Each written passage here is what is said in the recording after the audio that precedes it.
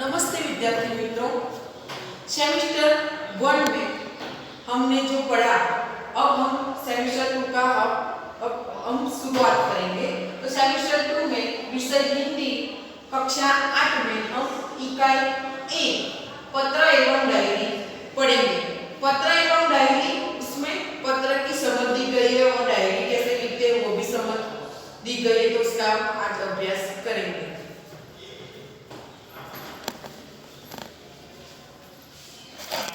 छात्र, पहली इकाई है पत्र एवं डायरी। उसका प्रकार है पत्र। उसका हम अभ्यास करने की शुरुआत करते हैं। इकाई का नाम है पत्र एवं डायरी। तो अब इसे हम समझते हैं कि दूर बसे अपने संबंधियों, मित्रों, परिवारजनों तथा कभी कभी विभिन्न अधिकारियों को पत्र लिखने की आवश्यकता रहती है। पत्रों के द्वारा हम अपनी बात अत्यंत सुगमता से उन तक पहुंचा सकते हैं। यानी कि संदेशा व्यवहार का एक माध्यम आज भी पत्र की ज़रूरत हमें पड़ती है। आज मोबाइल का युग है, टेलीफोन का युग है, मोबाइल का, इंटरनेट का युग है, लेकिन उसमें भी हमें पत्र व्यवहार की ज़रूरत पड़ती है। यद्यपि आजकल दूरभाष यानी कि telephone, email, internet, mobile phone आदि द्वारा भी यह कार्य किया जाता है, फिर भी पत्रों का महत्व कम नहीं हुआ है, क्योंकि पत्र के द्वारा विस्तार से अपनी बात व्यक्त की जा सकती है। पत्र के द्वारा विचारों को प्रेषित करना अन्य साधनों की अपेक्षा क्या है, सस्ता पड़ता है। मोबाइल में अगर रिचार्ज होगा तो हम किसी से बात कर सकते हैं, लेकिन जो पत्र द्वारा हम किसी को अगर पत्र भेजकर उसमें लिखकर हम अपनी बात कहेंगे तो वो सस्ता माध्यम है।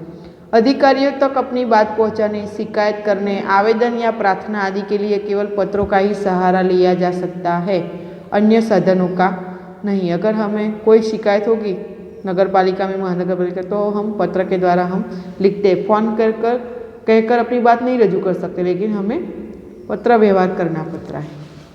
यहाँ इस इकाई में पत्र लेखन पहला है और उसमें पत्र के प्रकार दिए गए हैं।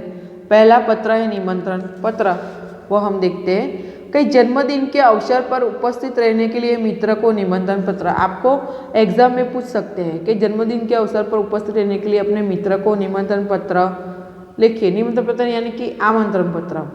तो पहले क्या लिखा जाता है, एड्रेस लिखा जाता है, पता, हिंदी में क्या कहते हैं, पता। नेव बुद्धनगर सोसाइटी, लिंबायत, सूरत, 394 210, 8 अगस्त 2011। एड्रेस लिखा है, पता लिखा है, फिर क्या संबोधन आता है कि प्रिय मित्र स्नेहल, सप्रेम स्मरण, तुम्हें यह जानकर खुशी होगी कि अगले रविवार को मेरा जन्मदिन है। अगर आपका जन्मदिन होगा, आपकी शादी होगी, अगर आपके यहाँ कुछ पार्टी रखी होगी तो आप दूसरों को निमंत्रण पत्र देंगे। तो यहाँ क्या लिखा गया है कि जन्मदिन के दिन निमंत्रण पत्र भेजिए। तो यहाँ जन्मदिन की बात की गई कि तुम्हें यह जानकर खुशी होगी कि अगले रविवार को मेरा जन्मदिन है। इस बार तो छुट्टी के दिन ही मेरा जन्मदिन है, रविवार को छुट्टी होती है, आप सब जानते हैं। इसलिए मैं अपने सभी मित्रों को बुलाना चाहता हूँ और उन सबको आज निमंत्रण भेज रहा हूँ। तुम जानते ही हो कि सालगिरह का दिन कितने आनंद का दिन होता है। उस दिन हमारे कई रिश्तेदार भी यहाँ आएंगे। विपिन, साजिद, प्रशांत, सानिया आदि सब अवश्य आएंगे। मैं चाहता हूँ कि तुम भी उस दिन यहाँ जरूर आओ। यदि तुम नहीं आओगे तो हम सबको बुरा लगेगा। हम तो उस दिन सारा समय आनंद में बिताना चाहते हैं, यानी कि मेरा जो जन्मदिन है मैं उसे आनंद में बिताना चाहता हूँ। आनंद कब आएगा, जब आप सब आएंगे।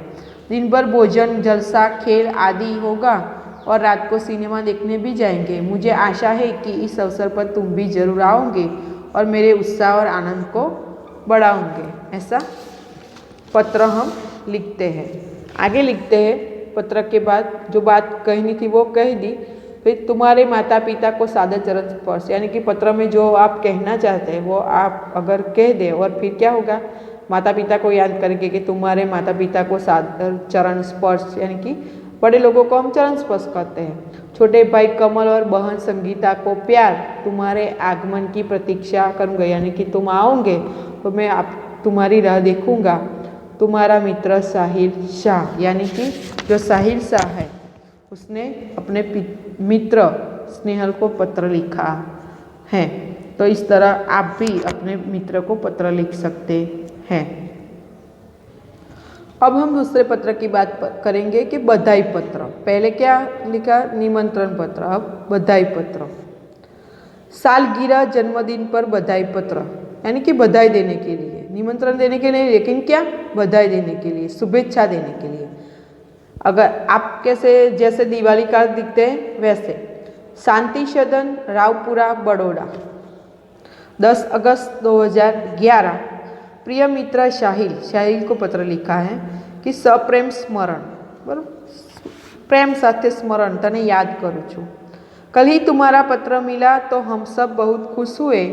हमें तुम्हारी सालगिरह का निमंत्रण भी मिला और यह जानकर विशेष प्रसन्नता हुई कि कल ही तुम्हारी सालगिरह है।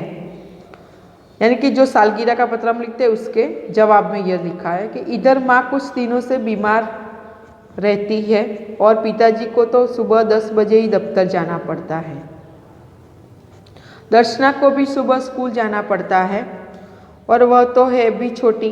दर्शना क्या है, छोटी है अभी, इसी कारण घर का बोझ मुझ पर ही है, यानी कि स्नेहल पर ही है। अब तुम ही कहो यह सारा बोझ किसको सौंप कर तुमसे आ मिलूं, यानी कि तुम्हारे सालगिरह पर मैं कैसे आऊँ। मेरे दिल में तो बहुत होता है कि तुम्हारे जो सालगिरह उस शुभ अवसर पर उड़कर तुम्हारे पास आ जाऊँ, परंतु घर की स्थिति का विचार करके विवश हो जाता हूँ, यानी कि दुखी हो जाता हूँ, चिंता में डूब जाता हूँ और मन करते हुए भी मैं नहीं आ सकता। तुम तो अब 1 साल बड़े हो गए हो, इस अवसर पर मैं तुम्हें बधाई क्यों न दूँ। मैं तो चाहता हूँ कि बार बार तुम्हारी सालगिरह आया करे और हमें खुशियाँ मनाने का मौका मिले। इस मंगल अवसर पर उपस्थित न रह सकते हुए भी मेरे दिल में तुम्हारे लिए शुभकामना है। मैं चाहता हूँ कि ईश्वर तुम्हें चिरंजीव रखे और तुम्हारा नया वर्ष शुभदायी हो। यानी कि जो स्नेहल है वो साहिल के सालगिरह पर नहीं जा सकता है, लेकिन पत्र द्वारा वो उसने बधाई देने के लिए यह बधाई पत्र लिखा है। और लास्ट में क्या है कि तुम्हारा मित्र स्नेहल। तो जो शब्द है सालगिरह यानी कि क्या, जन्मदिन, दफ्तर यानी कि कार्यालय, मंगल यानी कि शुभ, विवश यानी कि बेबस, बराबर, मैं कुछ नहीं कर सकता, आना चाहता हूँ लेकिन आ नहीं सकता। किस लिए, माँ बीमार पड़ी और बाबूजी दफ्तर चले जाते हैं। जो बहन है वह तो छोटी है, तो उसे पूरा घर का काम सौंप कर मैं नहीं आ सकता, इसलिए वह बधाई द्वारा यह शुभकामना देता है। तो निमंत्रण पत्र और बधाई पत्र हमने उसका अभ्यास किया। आगे है कि आश्वासन पत्र। कौन सा पत्र है, आश्वासन पत्र, यानी कि अगर कोई असफल होगा और उसे आप आश्वासन देना चाहेंगे। परीक्षा में अगर कोई विद्यार्थी छात्र नापास हुआ तो अगर आप उसे आश्वासन देना चाहते तो ऐसा ही पत्र यहाँ लिखा है कि खेल महाकुंभ में असफल यानी कि अच्छा प्रदर्शन नहीं करने पर सखी को आश्वासन पत्र लिखा है कि मातृछाया, स्टेशन रोड, कालूपुर, अहमदाबाद। यानी कि पहले आपको क्या लिखना है, पता लिखना है, 17 नवंबर और तारीख लिखनी है 2011। प्रिय सखी जागृति संबोधन है ये, सप्रेम स्मृति। आज तुम्हारे पिताजी से फोन द्वारा पता चला कि तुम खेल महाकुंभ में चक्र फेंक प्रतियोगिता में असफल रही हो, यानी कि तुम्हारा नंबर नहीं आया है। इस समाचार से मुझे बहुत दुख हुआ कि तुम्हारा इस प्रतियोगिता में प्रदर्शन अच्छा नहीं रहा। हमने तुमसे बहुत आशा लगा रखी थी कि तुम जिले में प्रथम आओगी, यानी कि अपने सखी को कहती है कि तुम आशा थी कि तुम जिले में प्रथम आओगी। प्रिय सखी, खेल में हमेशा जीतना ही महत्वपूर्ण नहीं होता। अब जो कुछ होने वाला था वो गया है, इसलिए उसका शोक न करना चाहिए। यानी कि जो हो गया वो हो गया, उसका शोक नहीं, यानी उसका दुख नहीं करना चाहिए। और इस जो असफलता तुम्हें मिली है उससे निराश भी न होना चाहिए। असफलता भी सफलता का सोपान है, बराबर। નિષ્ફળતા જ એ સફળતાની ચાવી છે, ગુજરાતીમાં કીધું છે, બરાબર। એવી રીતે જ અહીંયા પણ કહ્યું છે हिंदी में। तो सफलता उन्हीं के चरण चूमती है जो अपने ध्येय प्राप्ति के मार्ग में डटे रहते। यानी कि अगर आप बार बार असफल हो रहे लेकिन अपने मार्ग मेहनत करते जाओगे तो जरूर सफल होंगे। तो अब निराश या हतोत्साह होने से कोई फायदा नहीं है। मैं चाहती हूँ कि अब तुम दुगुने उत्साह से अभ्यास करो तो अगले साल तुम्हें अवश्य सफलता मिलेगी और तुम अपने जिले में ही नहीं गुजरात में प्रथम आओगी। बराबर, आश्वासन दे रही है अपने सखी को। मुझे आशा है कि तुम मेरी बात मानोगी और अपने अभ्यास में मनोयोग से लग जाओगी। तुम्हारी सखी अवनी। यानी कि यह क्या है, दिया गया जो असफल अपनी सखी थी उसमें आश्वासन पत्र लिखा है, तो इसका आपको अभ्यास करना है और अच्छी तरह से घर बैठे पढ़ना है। Thank you.